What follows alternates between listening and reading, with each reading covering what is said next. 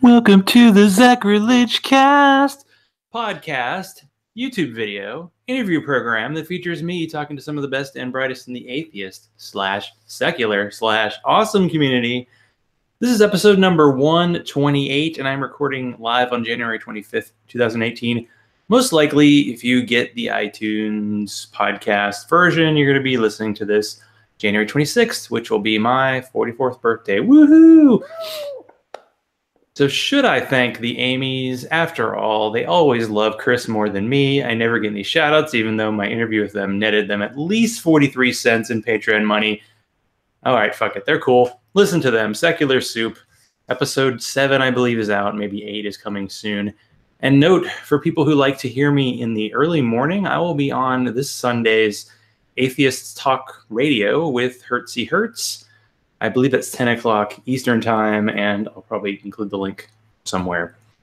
So we'll see what I sound like at 10 in the morning, and we'll also find out how early is too early to have a drink.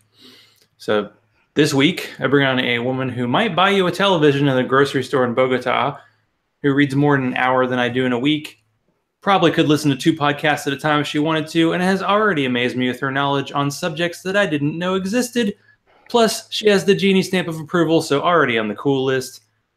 Welcome on, Deborah Smith. How are you doing?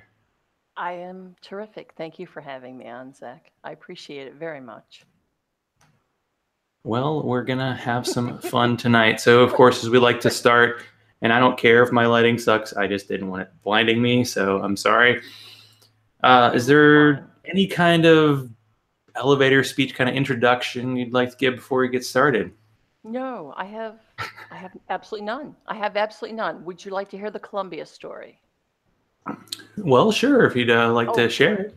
Yes, I have 2. Which one would you like to hear? Both? Or one? We'll start with one. Okay, we'll start with one. You want to hear about the television or me driving the car? Well, we kind of spoiled the television story, so let's go with the car. All right. My son lives in Bogota, or one of my sons does, and he got married this past September at a beach in Colombia named Cobain. The name of the beach town is Cobañas. We flew to Bogota, and then from Bogota we flew to Montanera, and then from there we rented cars and we drove to the beach house for the wedding. As it turned out, one of the vehicles got stuck in kind of this little ravine. And I was out in back of the house lying in a hammock in the sun, and someone came and got me and said, "Your son needs you." I'm thinking, what's wrong? So I go, and there are probably 9 different men standing around the car that is stuck in the mud. And my son looks at me and says, "Look, you've driven in rain, you've driven in snow, you've driven in mud. I need you to get the car out of the ravine." Of course. Being low vision, I don't drive anymore. But the muscle memory's still there. And I said, well, what we're going to do is I'm going to get in the car and y'all are going to push and I'm going to pop it into gear and I've got one wheel loose and we'll pull this baby right out. The dilemma was there were 8 Colombian men there that had other ideas about how the car should come out of the mud and insisted that their ways be tried repeatedly until the car got really mired in mud. And I looked at my son and I said, my Spanish is not good enough to tell everyone, y'all don't drive a front-wheel drive car and y'all don't know how to get out of mud. So please listen to the one woman in your midst. And eventually they did, and we got out of the mud, and I got to drive a car in Colombia, which was pretty cool. Nice. So how long has your son lived down there, and what was the kind of story for him getting down there? He went down there to go cliff climbing and met a woman that he liked and then loved. He got a job down there teaching English, and he is married and makes his home there now.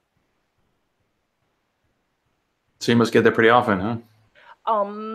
I was there in September for the wedding, and I will be going back I think in April. I'm planning on April. Yeah. So that will be really nice. Sounds good. Well, I skipped over the most important question of the Okay. show. Which What is, are you drinking for tonight's show? oh, I am having an absolutely delightful Italian red. It is full body, but not overly sweet and not too acidic. And it's in a glass with a flat bottom because low vision people. It's pretty cool that, and probably because I told you this before, you and Andrew Torres, the only two people I think who in show history to drink wine during the show. Well, it seemed prudent. I mean, there was bourbon, but this seemed more prudent. Probably a good idea. Yeah, I thought so.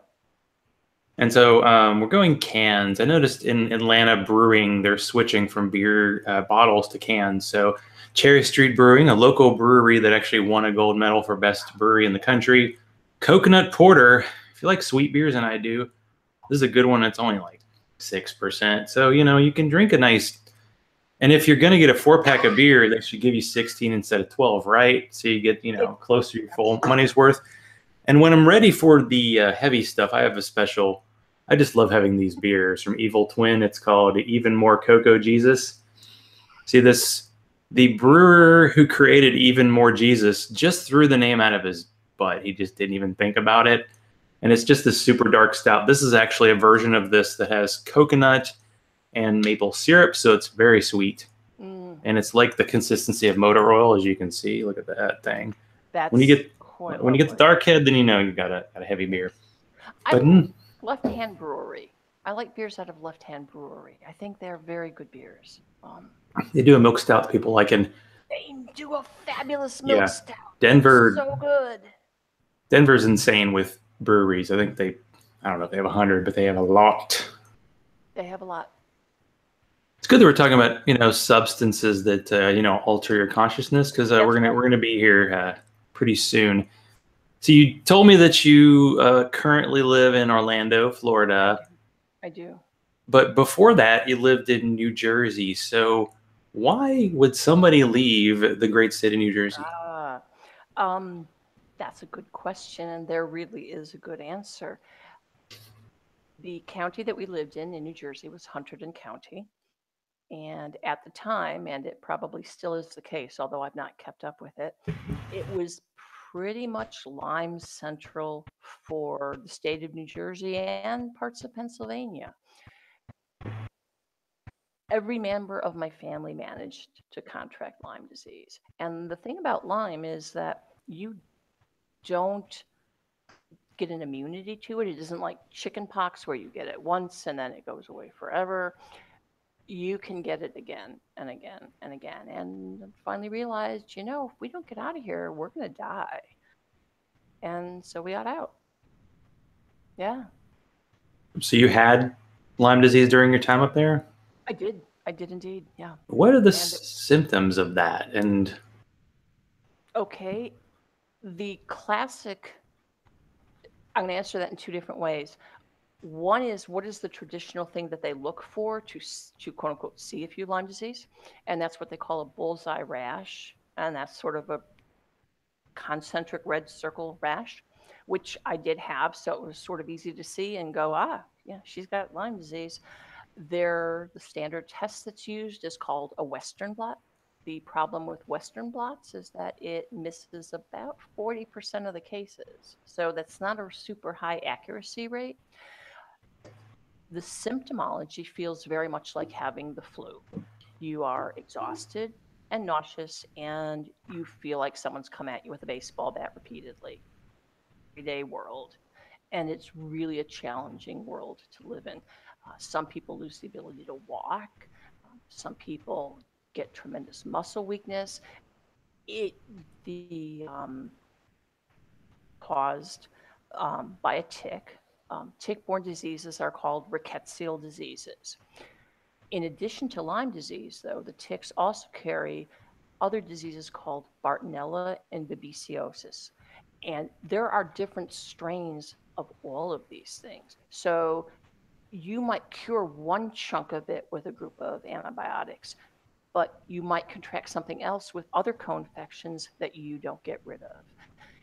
In addition, the little critters can get into the cerebral spinal fluid. They've been found in cerebral spinal fluid. And many antibiotics don't easily cross the blood-brain barrier. So it's real difficult for them to be effective, which is why a lot of therapy is done via either a PICC line or an IJ line. That would be a peripherally inserted central catheter that would go into your, like an arm and feed into the vena cava, or an IJ line that would go directly into your chest with a little dongly thing hanging out that that you IV through. So it's a production, and not everybody gets back to the way they were before they got it. Most people get some degree of better. Getting well is frequently a fickle thing. And I will tell you, if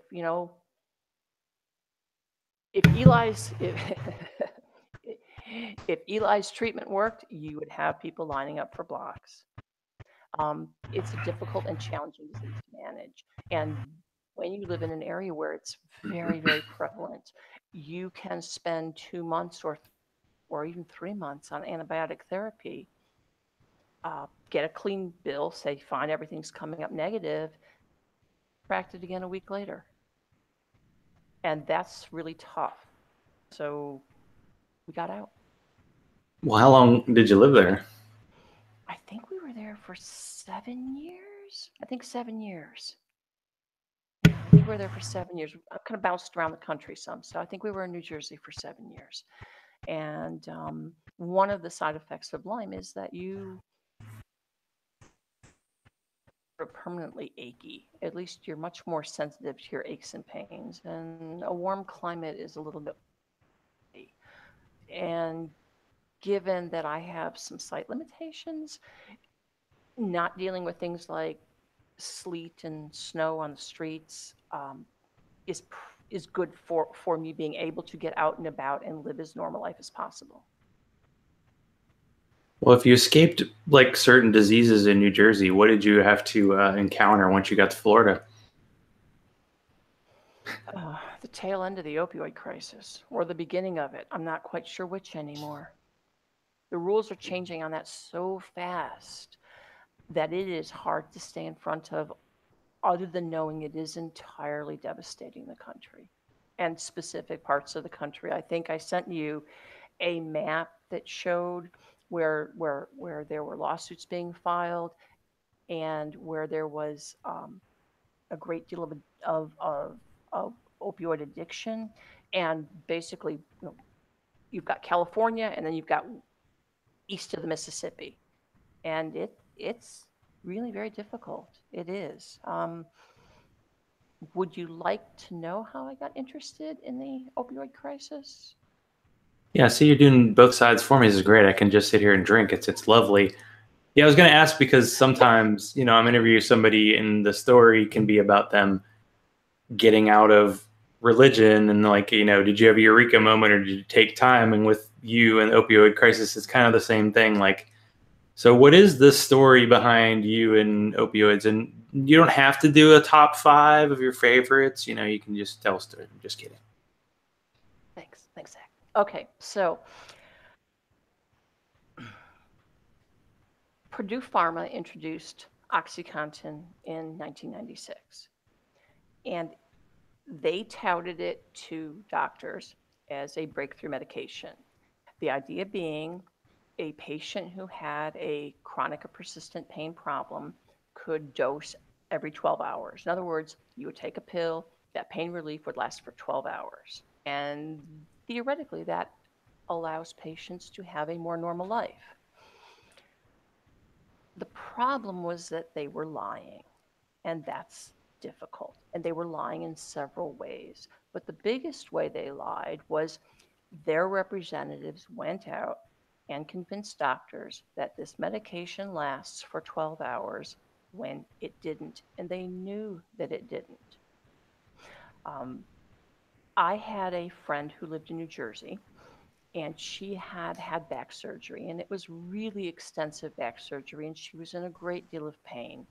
And I went to her house, and she was literally lying in bed crying. And I said, "What's going on?" And she said, "I'm in pain." And I said, "Well, you have medication. Don't you take your medication?" And she said, "I can't take it for another 4 hours." And I said, "Well, if it's not working, can't you take it now?" And she said, "No, because my doctor told me when I go in to be checked out for see how the surgery's healing, he wants me to bring my pill bottle and he will count the pills. And if there's not the right amount in there, then I don't get any more." So the doctor accepted that it lasts 12 hours, even though patients are telling doctors left, right, and center, and that's not a thing and it doesn't happen. So you have some doctors who would dismiss patients from their practice because the patients would come in and the doctor would say, "Well, you're overusing this medication, so therefore we're not going to give you any more." Or you have patients that knew, "I need more medication, I need more pain relief than I'm getting." Well, what do you do when that happens? You, if you're desperate enough, if you're in pain enough, if you're miserable enough, you start looking for alternative marketplaces.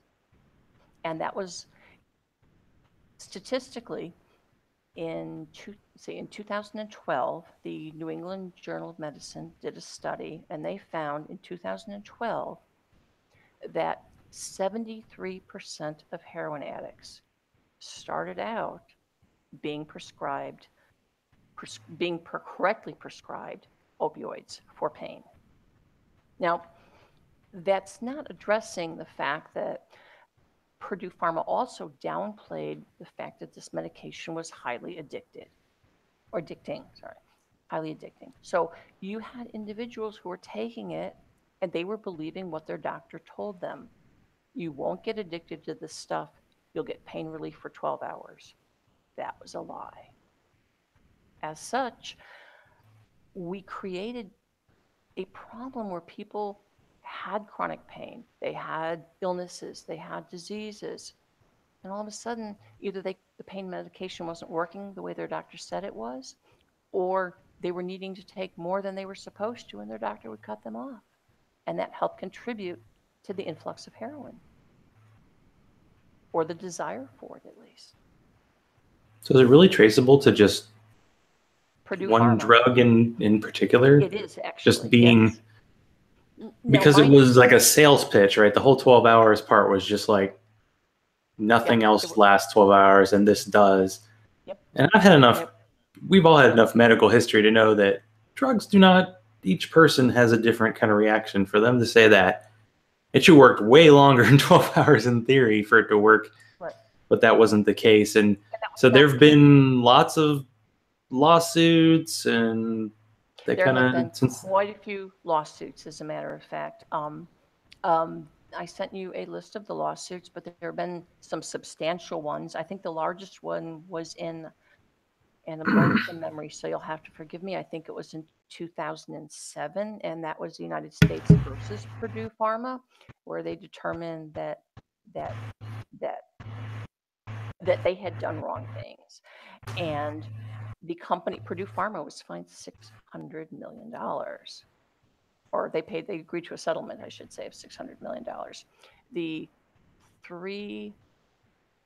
CEO, the leading attorney, and the chief medical officer were all fined a total of, I think it was $34.5 million. I mean, these are significant numbers.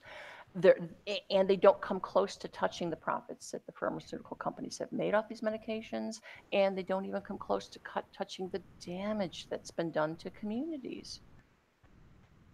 And people are between a rock and a hard place because ask anyone who's had major surgery, ask anyone who's got a back condition, ask anyone who's broken a bone or a hip. These conditions hurt.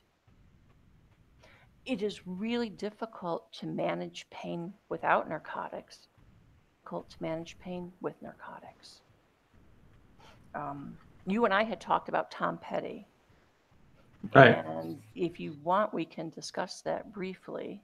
Yes? Sure, because he died and it was just kind of like didn't really go into detail, and then recently they kind of discussed all the Yes.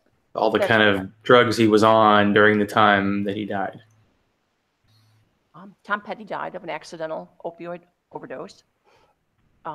After the autopsy and the blood work came back, and the lab work was all done correctly and double checked, it was determined that these are some of the drugs that he had on board. They're the four main ones. He had on board an antidepressant. The brand name is Lexapro. He had on board a benzodiazepine, which would have been Ativan, I believe, or he had on board fentanyl. He had on board OxyContin, and he had, what else did he have on board? And he had on board sleeping medication. Now, apparently, he had broken his hip, and he had other back problems. So this was a man who was, in fact, living with chronic pain. And you're probably going to ask the question, he had both OxyContin and fentanyl on board? And the answer is yes, he did. And that has become, or was at least, a not uncommon prescribing practice where doctors would issue a script for a fentanyl patch, 25, 50, even up to 100 micrograms, and then the oxycodone or OxyContin would be used for what they call breakthrough pain. You add all those things together and then add in the fact that I believe he had asthma and throw in sleeping pills, you are absolutely asking for someone to unexpectedly die of respiratory failure. It happens, and it happened in his case. And no one is looking at him and saying, you were a drug addict. What they're looking at him is thinking, you were in pain and you had a lot of meds on board that did not play nicely with each other, leading to death. And that's really quite tragic. There's no other word for it. It's just a tragedy. Yeah, I was thinking with an artist like him, when you're doing a big tour, you probably already have a lot of stuff available for you, and just the concept of kind of putting multiple pain medicines to work at once, and the potential downside there has got to be pretty scary. I think you do probably have about everything you need provided to you so that you can perform. I mean, let's face it, you're supposed to fill a stadium or an auditorium. Well, in order to fill those seats, you need to be able to do your job. And I feel nothing but sadness. I would argue the point that his medication protocol was not well overseen, but I think everyone would believe that. Why it happened, I don't know. And those are questions really for his doctors. And those are the questions, unfortunately, that tend to come up after someone has died, not before. In many communities, doctor shopping used to be a thing. What they term that, I'm going to call it double dipping. There's probably a better term for it, but that's the term that I call it, and most people call it.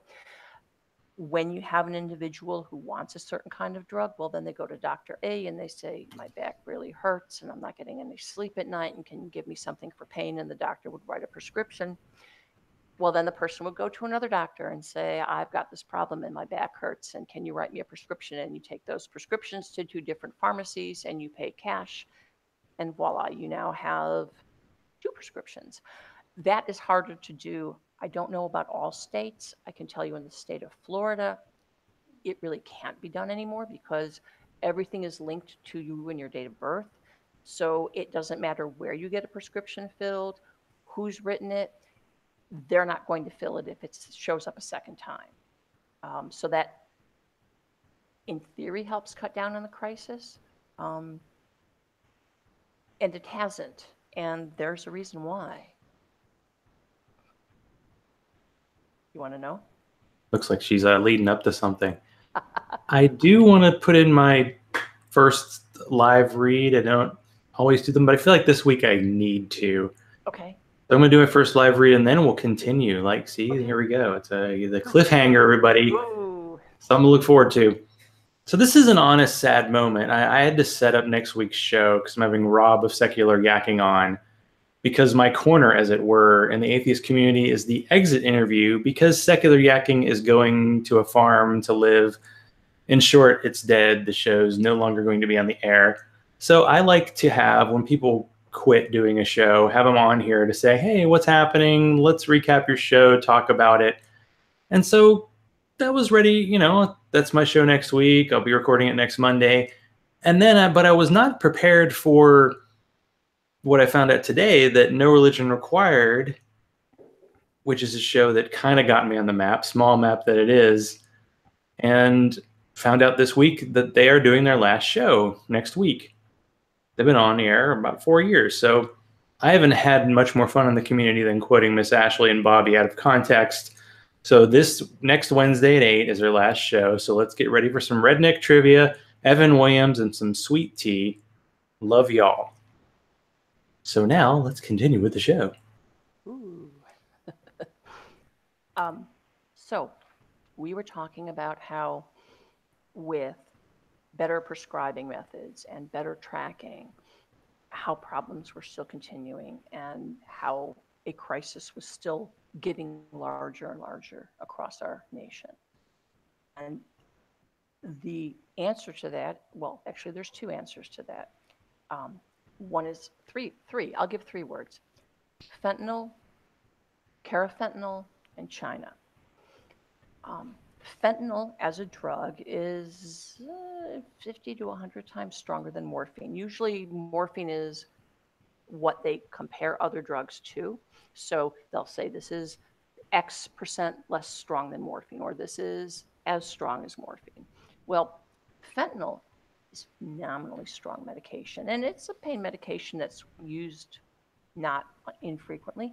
It's a medication that has a lot of use in the world of anesthesia. The difficulty is that this stuff is so concentrated that you can put enough in a business-sized envelope to take out a neighborhood or more.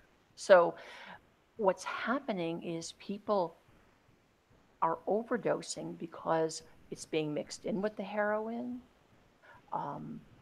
And they're expecting one thing and they're getting something vastly different. So fentanyl overdoses are outpacing heroin by leaps and bounds. Carfentanil is commonly known as an elephant tranquilizer, 1,000 times more potent than morphine. So imagine, if you will, if I were holding my phone, I'm holding my phone, and that represents taking 1 dose of anything.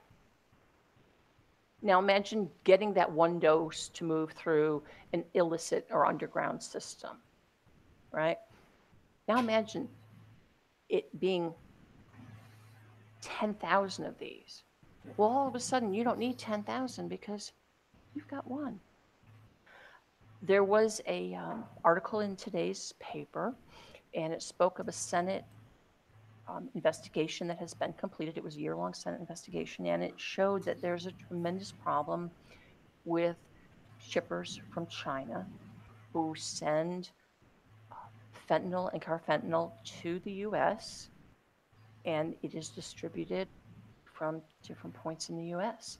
And it's an amazingly difficult problem to solve because of e-commerce. I think in 2016 or 2017, the U.S. did, through the mails, 300 billion worth of business. So with that kind, when people buying makeup and clothing and shoes from China, well, little things are just slipping right through, and they go through the U.S.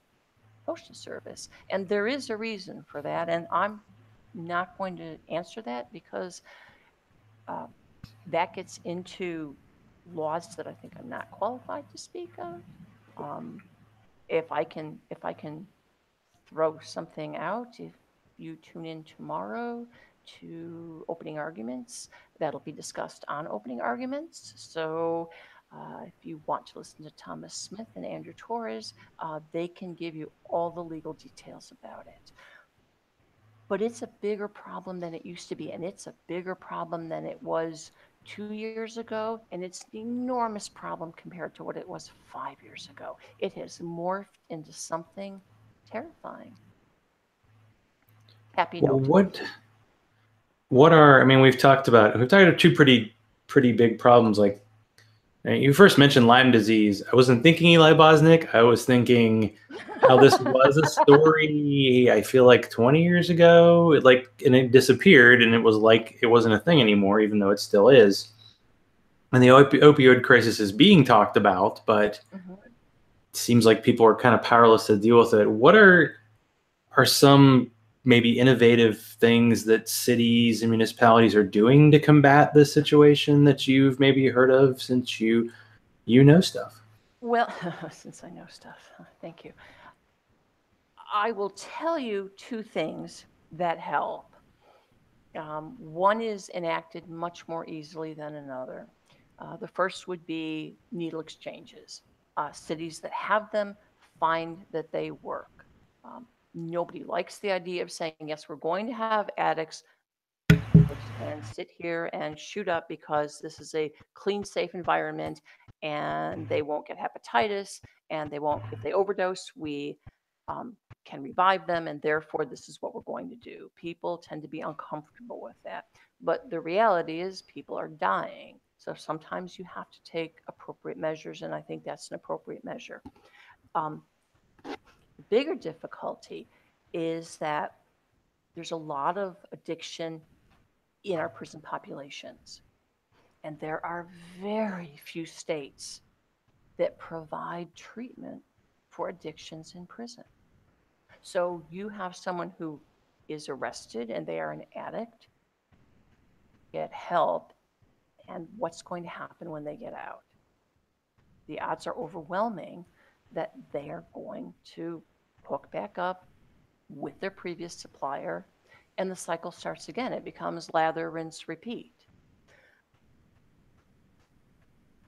If we were to assess inmates and determine upon point of incarceration, or even upon point of simply being held while they await trial, that they have a drug addiction, treat that drug addiction, treat it with buprenorphine, which would be Suboxone, treat it with methadone, you're going to get a better outcome.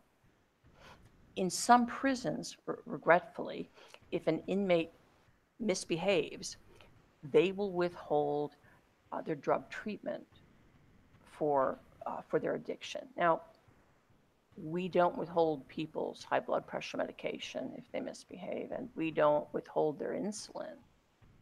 So we need to rethink how we look at this. And the way we're looking at this is tragic because it's not helping people live better lives. But we have a for-profit system in the prisons, and part of that is keeping down the medical costs of prisoners. And that means keeping drugs that might help them deal with their addictions not in the prisons. And there's also honestly, I think there's a puritanical streak, sort of we should let such individuals suffer, or maybe they'll learn something, or lots of other platitudes that honestly don't work. Yeah, that's true. And we've been dealing with such, kind of downer topics. I figured maybe I'll turn it back up just a bit. Good. So, how did you get into podcasts? How did I get into podcasts? Oh, that's a good story. That was because of my son, who lives in Colombia now.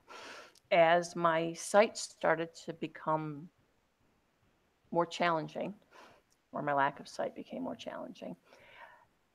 Reading became more difficult. I still read, and I read a lot every day. I'm much more selective about what I read because it takes more effort.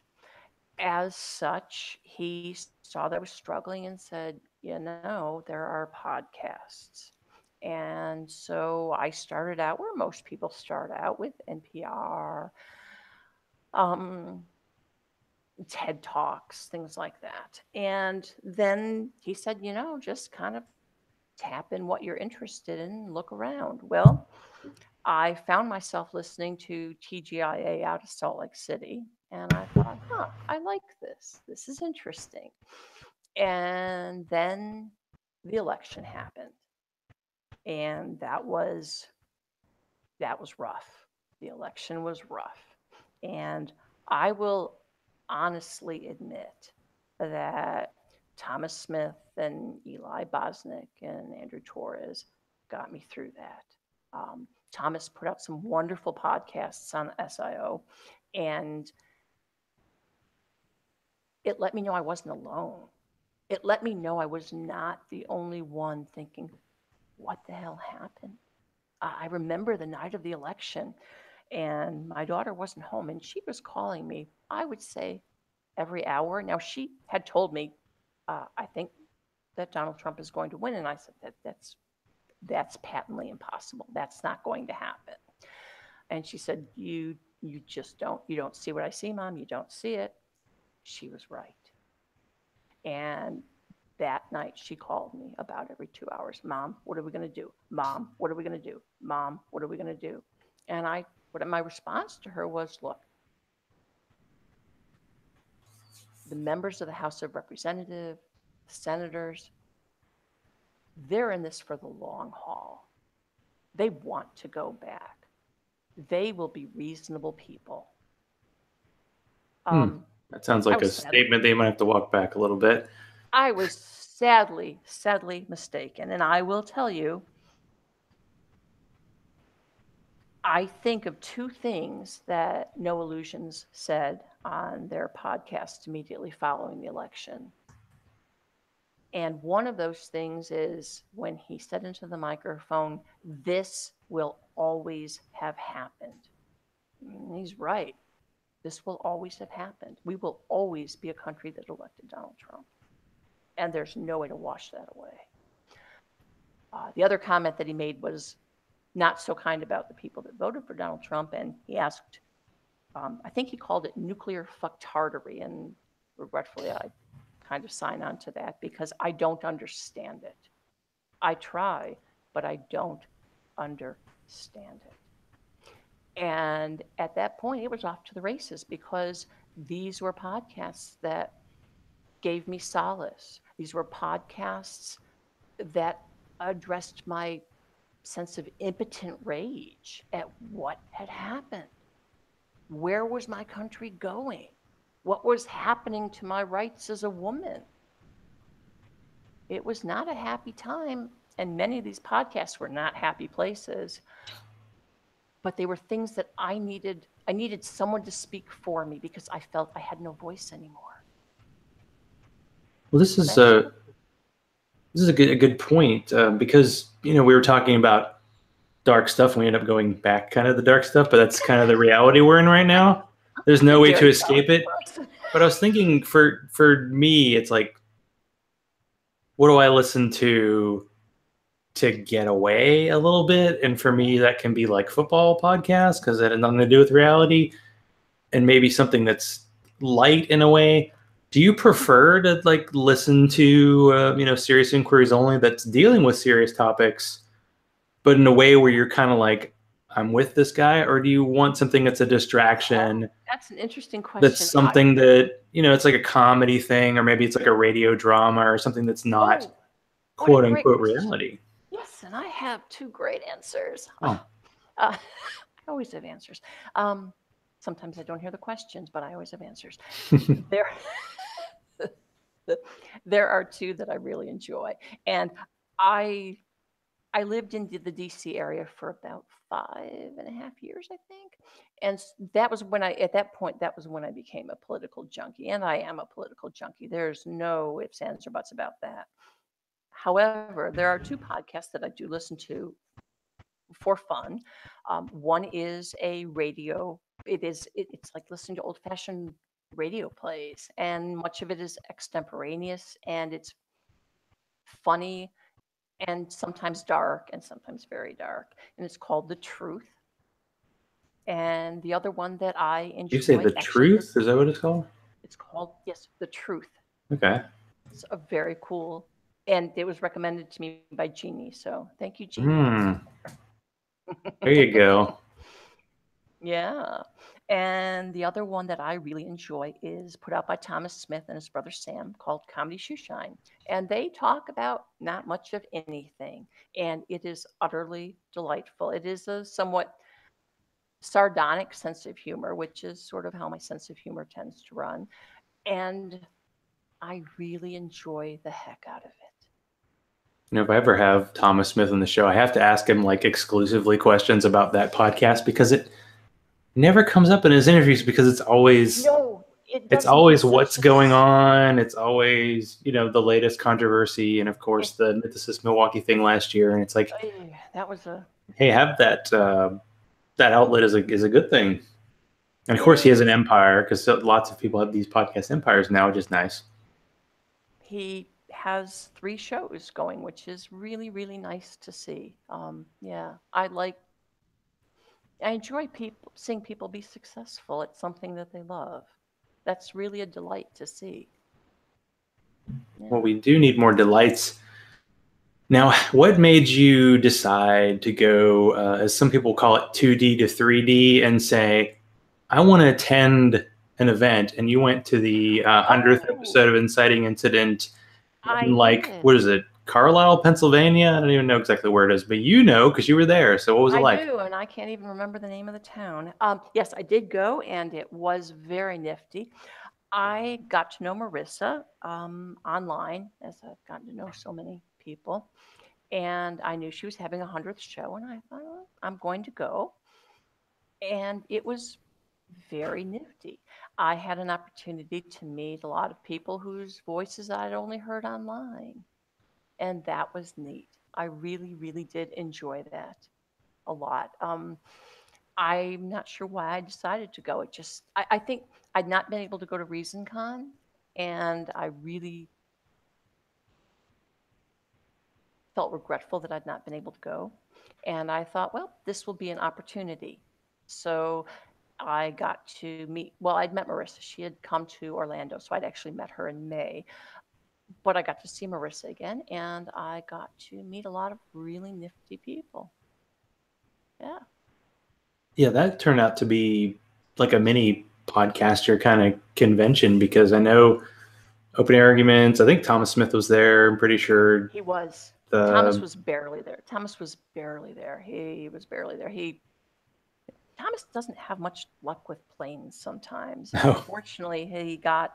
Well, I mean, he's in California. It's a long way. Yes, he came from California, and then he didn't make his connection, and I think he was stranded in, I want to say Dallas, but this is going back a long time, so I'm not positive, but I think he was stranded in Dallas. So he sort of arrived right before the show when he was supposed to be in the night before. But, you know, this happens when you're talking about travel from the coast.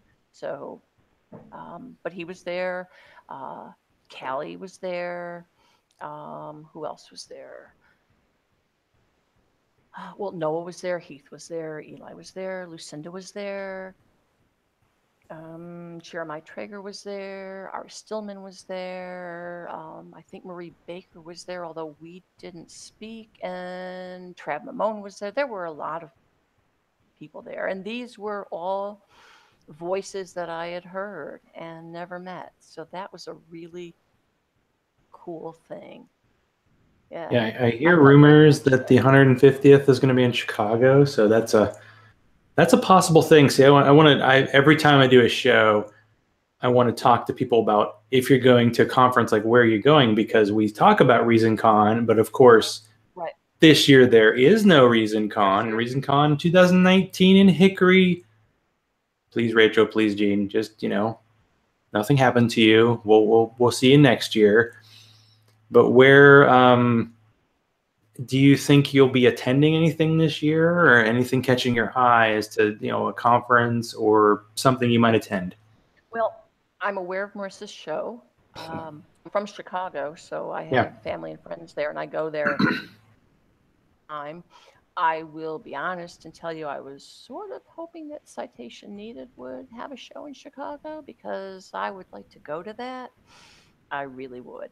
That would be pretty cool. Seems like a natural for them to go there, but It would. I don't know. Yeah, it's like the super group, because I know GAM has done some road trips, Getting Atheist, and I don't know if Cogdis has done a road trip, but yeah, Chicago does seem like that would make sense if they ever did it.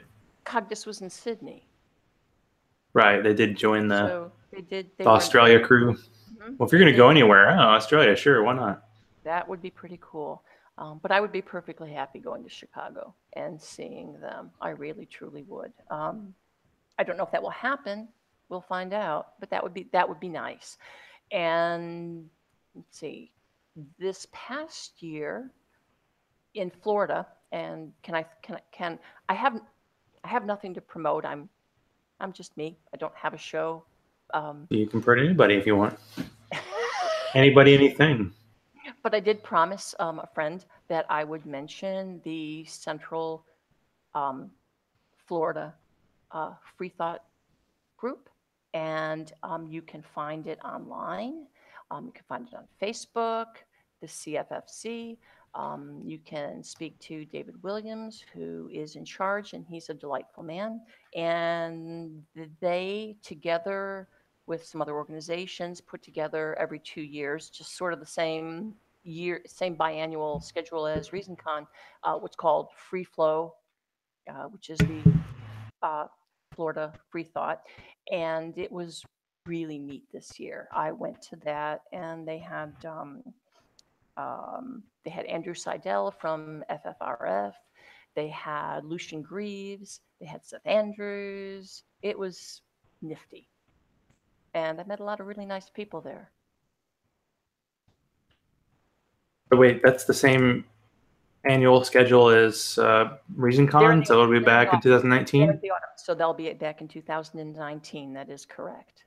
Dang. So this year's got some gaps. I mean, the one that I know I'm going to for sure, of course, NanoCon, because it's where my parents live, 4 hours away.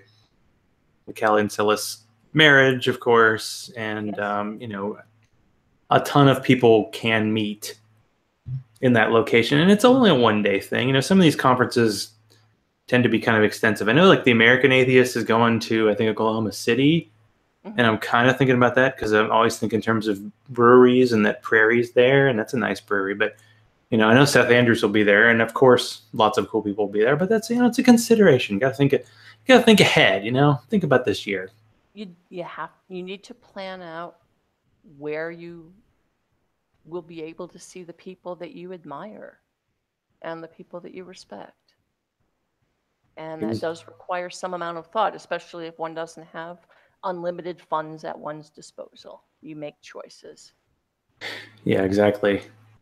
Now, we've been on an upswing. We've been all feeling happy. We got to maybe drop back down just because, that's how we like to feel. We're in a roller coaster tonight of emotion. It's great. Great. What would you like to hear about? Did you check out the Bernie Sanders discussion on Medicare for all? I did. I would guess you have thoughts about single payer. Do you think that this whole Medicare for all marketing strategy works? I don't know if it works. I think it's reasonable. I think it's fair.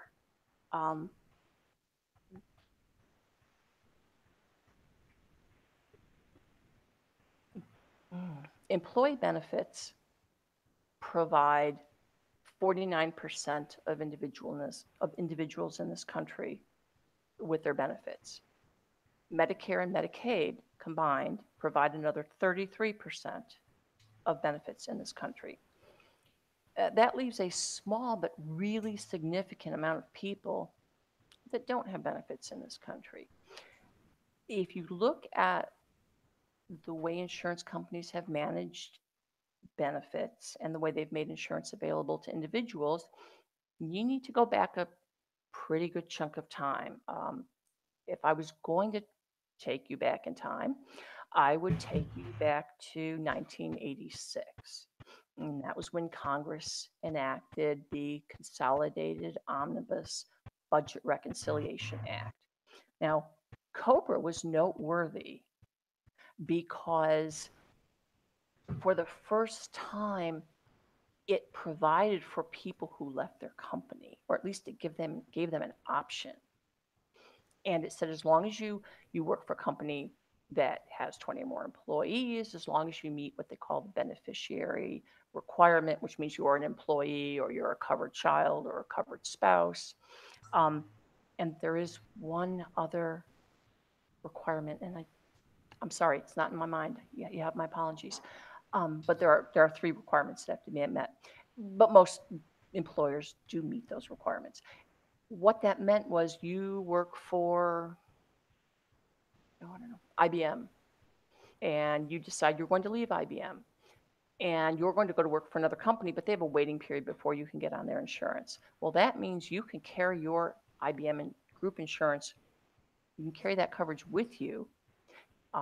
Your ex-employer can charge you up to 102% of the premium, but it meant that people didn't have to live in fear. What happens if I lose my job? What happens if I want to change jobs? What happens if my kid is sick during that time period? Well, that sounded really great, except insurance premiums are extraordinary, and they're especially extraordinary now. So most people can't afford to COBRA out. So we are pretty much back in the same position where if you have an employer and that employer has benefits, you don't want to leave that employer because you don't know if the next employer that you find will have benefits that are as good. One of the things that does 2 things. One is I think it stifles innovation. If you want to be a sole proprietor, well, how do you leave the big company and go off and be a sole proprietor? Well, the only way you can do it is if your spouse works and your spouse has benefits, and you can carry those benefits through your spouse. The deeper question, though, is health insurance a right? Is health care a right? Because you see, we get tangled up in health insurance, but the reality is we need to care about health care. Have health insurance. They also have astronomical deductibles. They frequently don't seek care because they can't afford to meet their deductible. I was in Chicago in October, and I managed to tear up my rotator cuff. And I went to the emergency room, and my policy has a clause that says, yeah, when you go to the emergency room, you have to pay a separate $500 deductible just to walk in the door, on top of your other annual deductible. And I went, and they looked at it, and they said, yeah, your shoulder's really messed up. And I said, okay, I'll see my orthoped when I get back to Orlando. And at the end of the week, I was still in agony. And I made the choice, I'm not going to the emergency room because I cannot afford another $500. I don't have it. Well, when you're making those kinds of choices, there's a problem. And yeah, that does seem. I was just thinking, I actually wrote this sentence down. I'm like, should freedom mean going broke due to a surgery or getting randomly shot by a stranger? Because that does seem to be where our priorities are in America. And it's just crazy. I mean, I feel like I'm privileged and I have benefits through the company I work for, but my wife, to have her on my plan, it's like 2.5 times, and it went up 50% this year. So it's expensive. And is it possible to even like divorce the concept of employee paying for insurance and making it a separate thing like single payer, or of course the other alternative, which make people go crazy, government healthcare? Ooh. Well, people argue about government healthcare, and they go woo about it. Think of your parents or your grandparents, depending on your age. They have Medicare. That's done through the government. They seem pretty darn happy with that, don't they? I look at those individuals and think, I want what you have. It's very simple. I want what you have.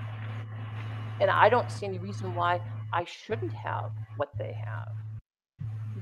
You are correct in that the United States is a terrifically fun country where you can go bankrupt from your medical bills. And that doesn't happen in other developed countries. And I'll just throw out an offhand remark here. Uh, as I mentioned before, my son lives in Colombia. Colombia has nationalized health care. I could move to Colombia and be covered as a dependent under my son's coverage. And think about that. Let that sink in for a moment. Yeah, in a country that someday in the future our president might call a shithole country.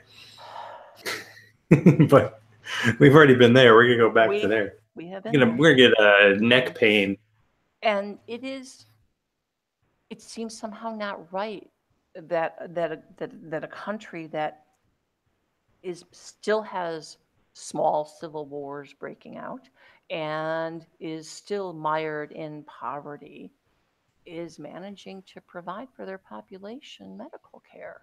And we can't do that. We don't have the will to do that. And there's a reason we don't have the will to do that. Oh, you're gonna make me ask, huh? I am. I'm going to make you ask. What is that? In my opinion, the reason we don't have the will to do that is that we are a very tribal country. We don't have a concept of a societal good. We are not homogenous enough that we look at our neighbors' children, at the children that go to the local public school, or the children that live in another state. We don't look at those people and think they are my fellows. And so we want to make sure that we get ours. And we don't want someone else getting theirs if we're not It is getting very, ours. yeah, us and them. And I think very I much put the so. very easy example. My wife and I have no kids. We still pay taxes for schools, and I'm totally fine with that. We actually live in a very good school district in Atlanta because it's very hit and miss in this state. We're in Georgia. You're in Florida. You know how it goes. But it's like yeah, it's okay to pay, but there's really been this push to like you can't pay for stuff that you don't use for some reason. Like it's a moral failing.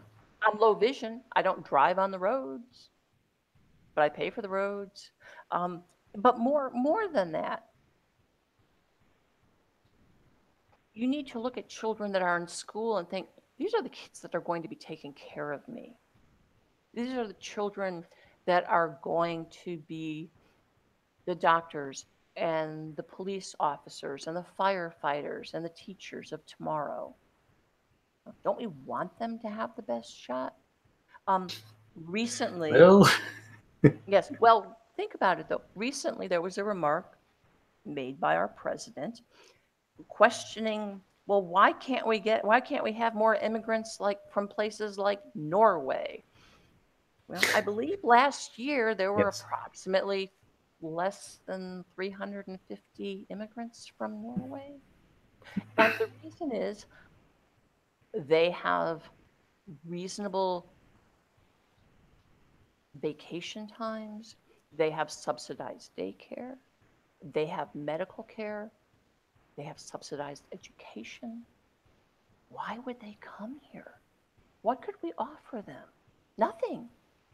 I don't think we could offer them anything. And we have spent so long telling ourselves we have this indomitable American frontier spirit. You know, we can go it alone. We can pull ourselves up by our bootstraps. And I happen to think that's a pile of nonsense.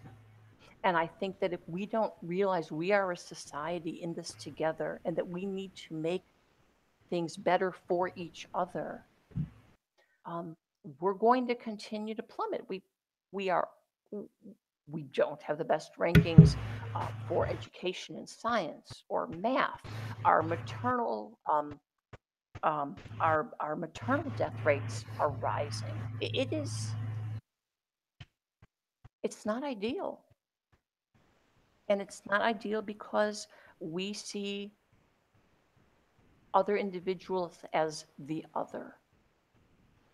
And that requires a thought shift. We need to not see see other people as the other. We need to understand that we are a society.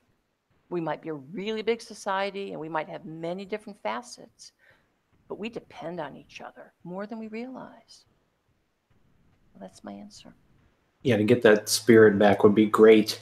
Man, we've zoomed through about an hour, so I don't want to end this show without saying, is there anything that I didn't cover that you wanted to talk about? Because I know there's a lot of stuff you could talk about.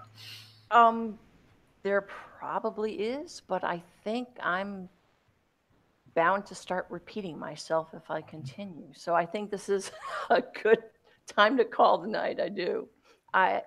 Is there anything that you want me to answer that I haven't answered that you had a question about?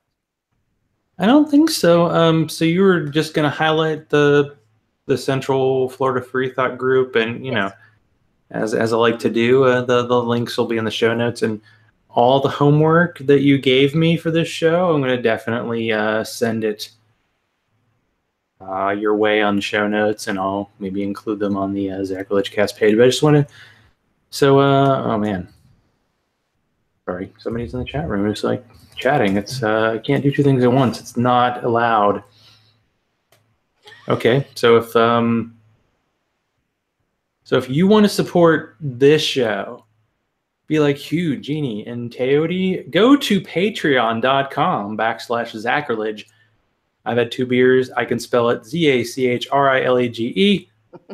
Follow me on Twitter at Zachrilege, like the Zachrilege Cast page on Facebook, and send all love mail, hate mail. If you think there's someone who you want me to interview, Deborah's been a great guest.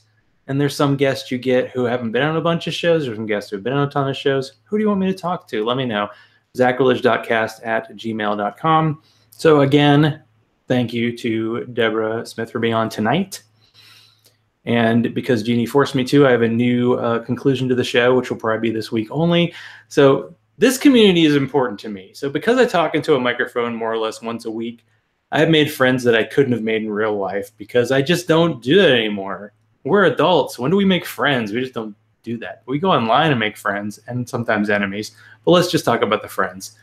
So tomorrow is I like to call it my Obama birthday. It's my 44th birthday.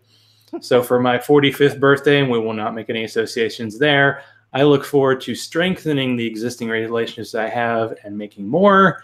You matter, I suppose. That means I do too. Party on. And I'll just say gong sound because I can't. It's too late.